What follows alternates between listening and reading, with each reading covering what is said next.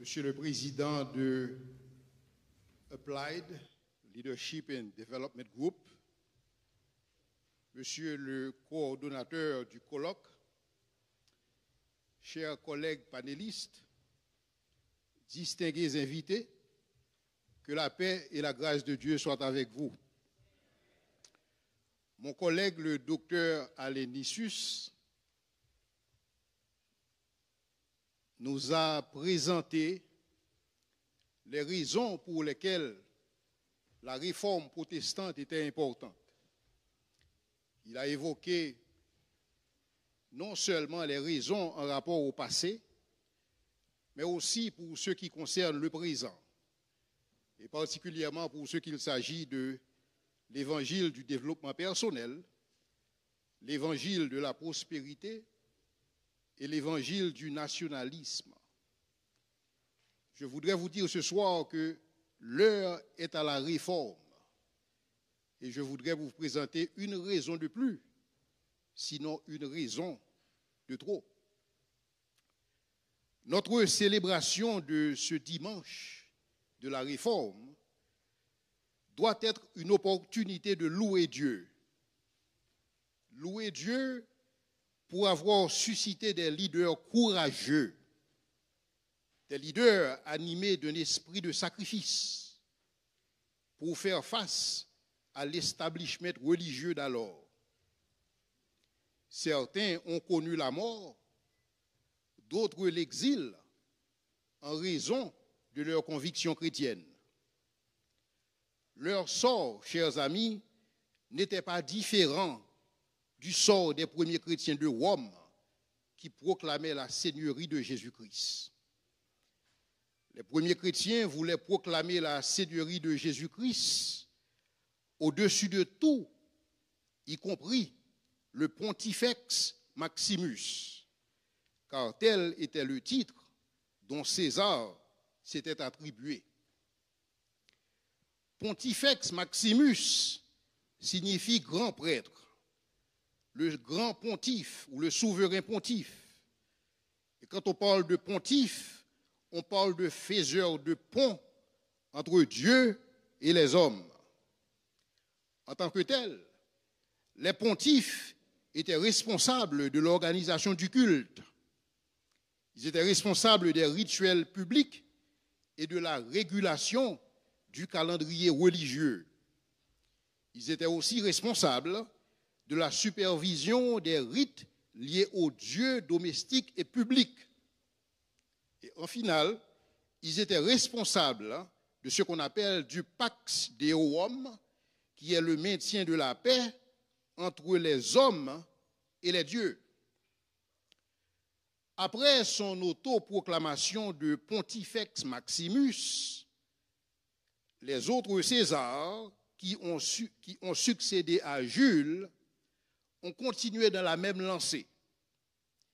Ils ont continué dans cette même lancée parce que ce titre leur donnait une importance ou une influence certaine, avec des privilèges religieux, dans le sens que le Pontifex Maximus, c'était une figure sacrée, d'où l'idée du culte impérial, ce qu'on va appeler plus tard le culte de la personnalité. Ces Pontifex Maximus étaient considérés comme des outils politiques puissants, car ils pouvaient influencer les élections, influencer les fêtes publiques, ils pouvaient contrôler la vie publique. Mais aussi le fait d'être un Pontifex Maximus, c'était un moyen de propagande, car cela leur permettait de légitimer leur ambition personnelle avec la volonté de Dieu. D'où l'idée pour eux de pouvoir parler de manière ex cathedra. Je me souviens que j'étais au Bénin et j'ai rencontré quelqu'un qui avait un handicap mental, au niveau mental. Il se tenait dans les rues de Cotonou et il étend ses bras et dit: que serait devenu ce monde sans moi? Car divine est ma volonté et vice-versa. Je vous laisse deviner ce que vice-versa vient faire dans cette phrase. Donc quand on devient empereur, enfin quand plus tard, Constantin est devenu empereur de Rome, non seulement il conserva les prérogatives religieuses, mais il conserva aussi ce titre de Pontifex Maximus. Et peu à peu, chers amis, quand le christianisme est devenu religion d'État, ce rôle de Pontifex Maximus fut récupéré par les évêques de Rome, c'est-à-dire les papes. Et dans une logique de continuité, en tant que pontife, les papes faisaient le pont entre Dieu et les hommes. Et en tant que pont, ces souverains pontifes étaient des médiateurs, à commencer par Jules César et César Auguste, qui justement avaient le monopole de la vérité. Dans ce sens, les dieux, ou Dieu, pour ce qu'il s'agit des Césars, les dieux ne parlaient que par eux, mais quand est venu le pape comme souverain pontife, Dieu ne parle que par lui et au commun des mortels d'obéir au doigt et à l'œil. Et ce faisant, ils retiennent la vérité injustement captive. Et comme le dit Paul, ils sont devenus des récipients de la colère de Dieu. Cependant, ces souverains pontifes, ils étaient jadis, mais ils le sont encore aujourd'hui. Et c'est ce que j'entends vous présenter. Et c'est la raison pour laquelle, chers amis, l'heure est à la réforme.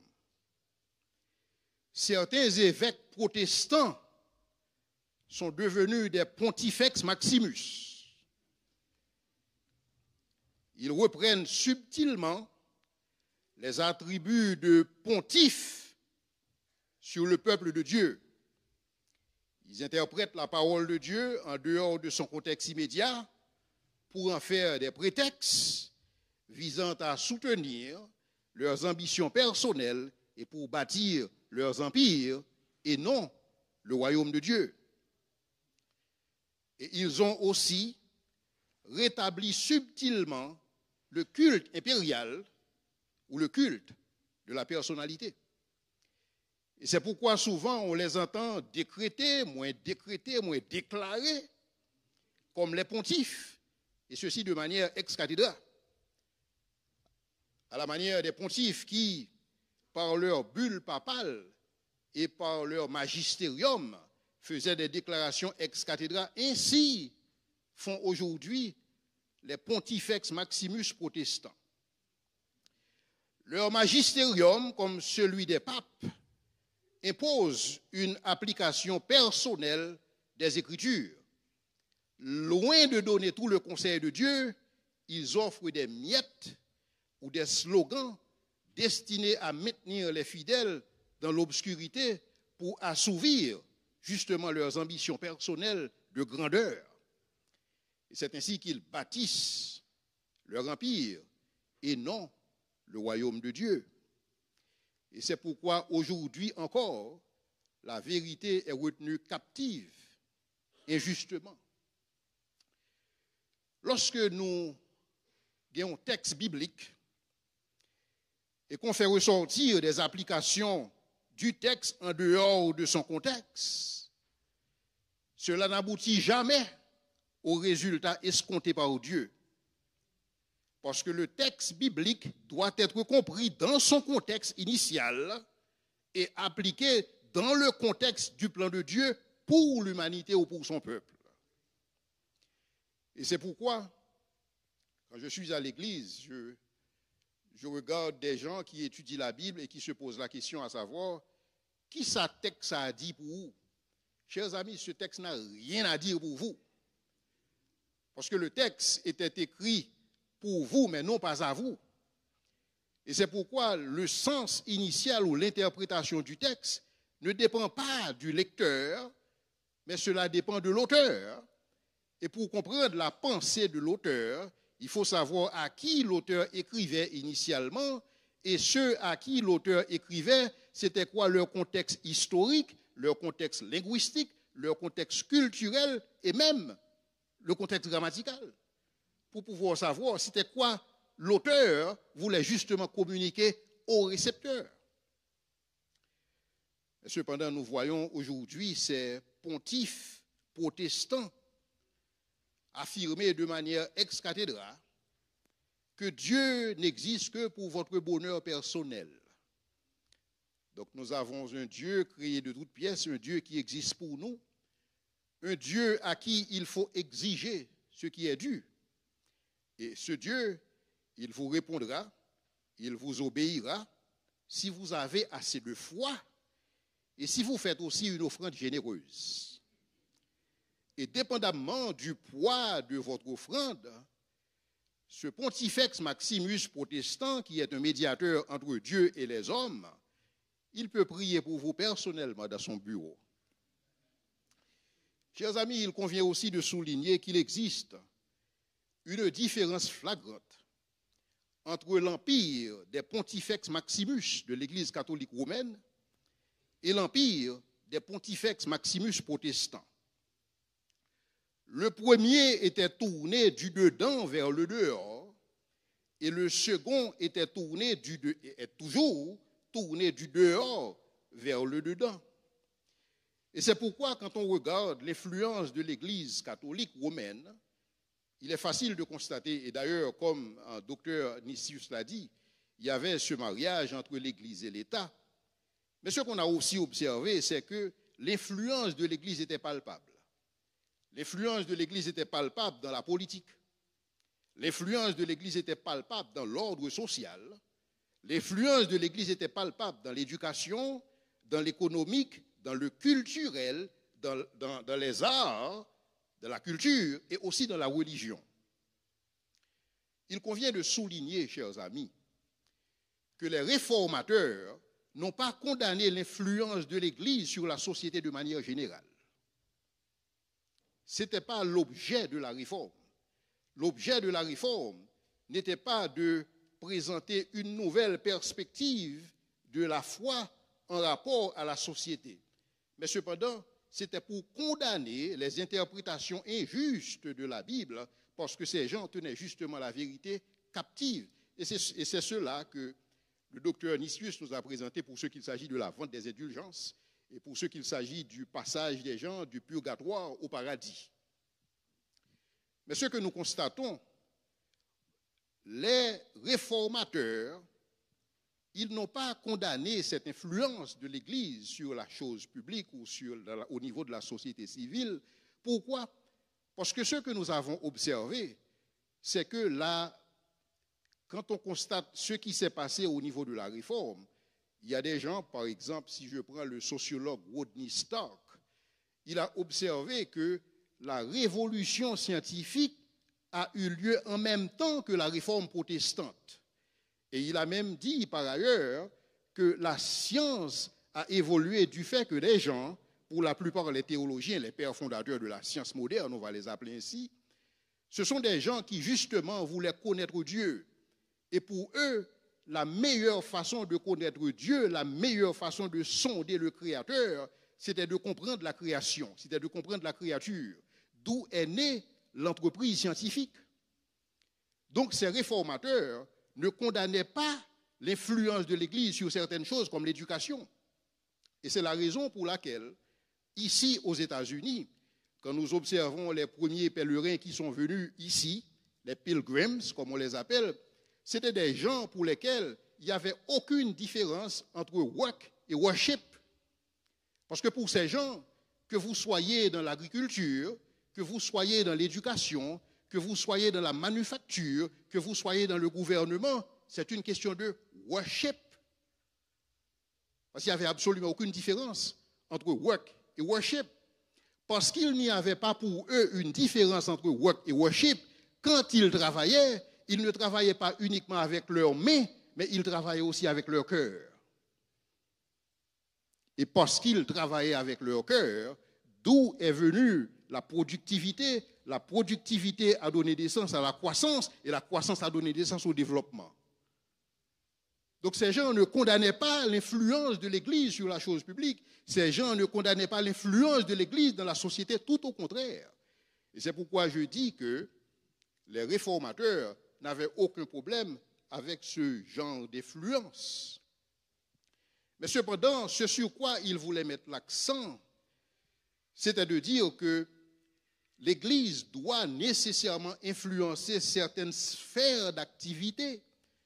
Parce que si l'Église n'arrive pas à influencer le monde, chers amis, il se pourrait que c'est le monde qui commence à influencer l'Église. Et c'est pourquoi, justement, l'objet de la réforme, c'était de porter les gens à mieux comprendre les implications de la grande commission. Parce que le fait pour nous de faire des disciples n'est pas une finalité en soi. Nous faisons des disciples. Pourquoi? Pour que ces disciples puissent donner un avant-goût du shalom de Dieu. Et ils vont le faire dans toutes leurs sphères d'influence, qu'il s'agisse de l'économique, la politique, le culturel, l'éducation, la science, etc. Et c'est pourquoi justement les réformateurs insistaient sur l'écriture seule, dans le sens que ce n'est pas un pontifex maximus qui devient une autorité en soi, mais l'autorité était réservée à l'écriture et à l'écriture seule. Et ceci par rapport aux traditions, par rapport au magistérium. Mais aussi sola fide dans le sens de la foi seule. Ce n'est pas par les œuvres, mais c'est par la grâce de Dieu. Sola fide par la foi, sola gratia, la grâce seule, sola Christus, un seul médiateur, et non les pontifex maximus, qui faisaient pont entre Dieu et les hommes, et aussi soli deo gloria, en sorte que toute la gloire devait revenir à Dieu. Chers amis, il est bien dommage qu'aujourd'hui encore, nous ayons à rappeler au pontifex maximus protestant que la Bible est la seule autorité et c'est la Bible qui interprète la Bible en contexte. Il est regrettable que nous ayons à leur rappeler que Christ est le seul médiateur entre Dieu et l'homme. Il faut que nous réalisions que dans le secteur pas nous, il y a des gens, si ce n'est pas un pasteur qui prie pour eux, ils ont senti que le monde ne va pas prier pour eux. Si ce n'est pas un pasteur qui bénit, ils ne vont pas bénir. Si ce n'est pas un pasteur qui dit un bagaille pour eux, ils ne vont pas recevoir rien. Parce que le pasteur est devenu le nouveau médiateur. Le pasteur a remplacé le médiateur que Jésus représente pour nous. Parce qu'il est maintenant le pontifex maximus. Il est pénible que nous ayons à attirer leur attention sur le fait que tout ce qui est élevé parmi les hommes est une abomination devant Dieu. Et donc la gloire, s'il y a gloire à rechercher, c'est la gloire de Dieu et non la leur. Il est douloureux de leur faire comprendre que l'offrande que Dieu agrée, c'est un cœur contrit et repentant, comme signe de la foi. Et tout cela vient de Dieu dans sa grâce. Il faut surtout leur rappeler que la foi n'est pas une affaire privée, mais la foi est une affaire publique et que la parole de Dieu ne saurait être confinée entre les quatre murs des églises, des méga-églises. Parce que j'aime dire souvent que l'église n'est pas un parking, ce n'est pas une remise, c'est une station d'essence où on y recharge ses batteries pour aller dans le monde et faire briller sa lumière dans toutes les sphères d'influence possibles afin de donner un avant-goût du shalom de Dieu. L'Église, en effet, n'est pas un réservoir, mais c'est un canal de bénédiction pour toutes les nations, ainsi perpétuant l'alliance de Dieu avec Abraham. Ainsi, la grande commission, comme je l'ai dit tantôt, n'est pas une finalité en soi, mais c'est un moyen d'étendre le royaume de Dieu. Nous faisons des disciples, pas pour agrandir notre empire personnel, mais nous faisons des disciples pour que ces disciples puissent réclamer la seigneurie de Jésus-Christ dans tous les lieux de sa domination. Et ceci sur le social, la politique, l'économique, la science et la technique, les mathématiques, les arts, et la culture. Nous devons restaurer la seigneurie de Jésus-Christ sur ces choses. Et je vous invite à tester, à vous examiner vous-même. Quand vous priez à Dieu, vous priez à Jésus-Christ sur quoi? Vous priez à Jésus-Christ parce que vous êtes malade, parce que vous avez besoin de guérison. Vous priez pour les enfants, pour l'avenir des enfants. Mais quand vous avez un problème qui requiert une certaine technicité, une certaine compétence, dans votre esprit, Jésus-Christ n'est pas compétent pour adresser ces problèmes.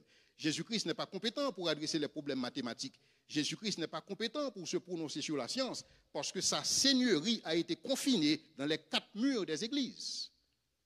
Et c'est pourquoi Jésus n'est pas consulté par rapport à ce qui est important dans notre vie civile. Et c'est un problème grave. Donc l'Église, souvent, est confondue comme étant le royaume de Dieu. Chers amis, l'Église n'est pas le royaume de Dieu. L'Église est un élément du royaume. L'Église n'est pas le royaume. Et c'est pourquoi on peut constater que Jésus-Christ, il a beaucoup plus parlé du royaume que de son Église. Donc il faut comprendre que dans le contexte du plan de rédemption de Dieu, il s'agit de tout ramener à la seigneurie de Jésus-Christ, à qui toute autorité a été donnée, et ceci dans les cieux et sur la terre. L'autorité de Jésus-Christ ne saurait être confinée entre les 4 murs des églises. Jésus-Christ est le Seigneur de toute la terre. Mais la question qu'il s'agit de se poser, c'est comment le Christ exerce-t-il son autorité sur la terre quand l'Église est absente dans certaines sphères d'influence? Comment va-t-il exercer cette autorité? L'espace de l'Église, l'espace que l'Église n'occupe pas, elle le cède au diable qui augmente en influence. Et comme résultat, ce que nous observons, nous voyons des lois injustes, nous voyons des systèmes économiques orientés vers la survie des plus capables, des plus nantis. Nous voyons une éducation qui sème le doute sur l'identité et l'origine de l'homme. Nous voyons des technologies qui visent à asservir le genre humain. Et nous voyons un système médical orienté vers le profit maximum et non vers le soulagement des patients. Parce que Jésus-Christ n'est pas Seigneur dans ces domaines d'activité. Et ceci parce que nous avons confiné Jésus-Christ, nous avons confiné sa seigneurie entre les 4 murs de l'Église. Chers amis, il est important pour nous de cerner cet état de choses. Aucune invention, aucun système, aucune structure est neutre. Toute structure, tout système, toute invention porte la signature de la vision du monde qu'il a généré. Et plus cette vision du monde est antichrétienne, plus le monde tend à devenir un espace hostile pour la personne du chrétien. Dire que le monde, c'est pas la caille moins, c'est une stratégie de fuite. Et en fait, c'est un aveu d'échec pour n'avoir pas bien compris la grande commission. Si les réformateurs étaient partagés par rapport à l'union entre l'Église et l'État, ils avaient néanmoins une vision des choses, une vision où l'Église influence la société et non l'inverse. Cette vision d'une Église qui sert de point de ralliement dans une communauté et qui participe activement dans les décisions qui affectent ce dernier, c'est une belle image de la seigneurie de Jésus-Christ en action. Cependant, quel pasteur consulter? Quelle église à qui il faut s'adresser quand l'un est retourné contre l'autre? Quand l'un calomnie l'autre? N'est-ce pas l'image d'un royaume divisé? Et ce déchirement, chers amis, ne profite qu'à notre ennemi commun. Parce que ceci handicape et retarde la pleine exécution du plan de Dieu, puisque nous sommes ouvriers avec lui. Il est important, chers amis, que nous arrivions à discerner le plan de Dieu pour l'humanité. Dieu, c'est celui qui rédige l'histoire. l'histoire du monde, l'histoire des hommes, l'histoire de l'humanité. C'est une histoire qui a commencé dans un jardin pour se terminer dans la cité céleste. Dieu veut établir son royaume. Et ce royaume, c'est un royaume de prêtres. Et c'est l'idée du sacerdoce universel que justement les réformateurs ont dénoncé, car les pontifex Maximus avaient retenu cette vérité injustement captive. Mais ce sacerdoce universel a été mal compris dans le protestantisme. Le sacerdoce est réduit au pastorat. C'est pourquoi tous veulent être pasteurs et avoir leurs propres églises, soit une église de plus ou une église de trop. Et souvent, ces églises sont bâties sur les fondements fébriles de la division interne ou l'éclatement. Telle est la réalité. Mais cependant, dans le plan de Dieu, Dieu a créé Adam. Dieu a fait de Adam un prêtre. Adam était un sacrificateur. Et en tant que prêtre, Adam n'avait pas d'église. Son sacerdoce, le sacerdoce d'Adam, consistait à cultiver le jardin et à en prendre soin. Parce que la vision de Dieu, même pour Israël, c'était le fait qu'Israël serait un royaume de prêtres. Mais tous n'étaient pas lévites. Mais cependant, c'était tous des prêtres. Dieu a répandu son esprit. Et ça, c'est un épisode très intéressant dans les Écritures. Quand Dieu a répandu de son esprit sur Beth-Saléel et Oholiab. Pourquoi? Pour réaliser des inventions, pour travailler le bois, pour travailler le fer, pour travailler les reins et faire toutes sortes d'inventions. Et là, nous parlons de l'onction de Dieu. Une onction qui, aujourd'hui, est confinée entre les quatre murs de l'Église ou dans ce que nous appelons à tort des dons spirituels. Mais cependant, Dieu a donné de son esprit, il a pris de son esprit qu'il a donné à Oholiab pour que Oholiab puisse réaliser des inventions en rapport à la construction du tabernacle. Cependant, Israël, en tant que royaume de prêtres, a échoué dans l'exercice de son sacerdoce. Et c'est pourquoi, justement, Dieu allait susciter un autre serviteur. Israël, c'était serviteur de Dieu. Dieu a suscité un autre serviteur. Il a suscité un grand prêtre, selon l'ordre de Melchisédek. Et ce grand prêtre, chers amis, il est le seul pontifex Maximus. Et dans le cadre d'un sacerdoce éternel, il a bâti son église et en a fait un royaume de sacrificateurs.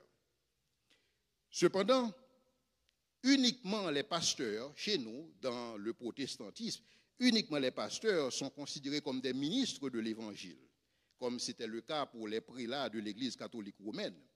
Donc les notions d'appel, les notions de ministère, les notions de vocation, onction ont été réduites dans les quatre murs des églises.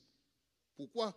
Parce que nous opposons sacré et séculier. Et là, je me souviens quand j'étais jeune, j'étudiais dans le catéchisme. Le dimanche, c'est le jour consacré au repos, à la prière et la messe. D'où cette dichotomie qu'on établissait entre les jours de la semaine et le dimanche. Dans le sens que ce qui se passe au niveau de la semaine, ce sont des choses qui relèvent du séculier, mais ce qui se passe au niveau du dimanche, ce sont des choses sacrées. Or, chers amis, Dieu ne fait aucune différence entre le sacré et le séculier. En fait, pour Dieu, il n'y a pas de sacré et séculier, tout est sacré. Et le contraire de sacré n'est pas séculier, le contraire de sacré est profane. Or, un chrétien ne saurait faire quelque chose de profane. Mais cependant, dans notre compréhension des choses, ce que nous faisons au bureau est séculier, ce que nous faisons à l'église est sacré. Parce que nous n'avons pas encore compris le royaume de Dieu. Nous n'avons pas encore compris la grande commission et ce que Dieu nous appelle à réaliser dans ce monde.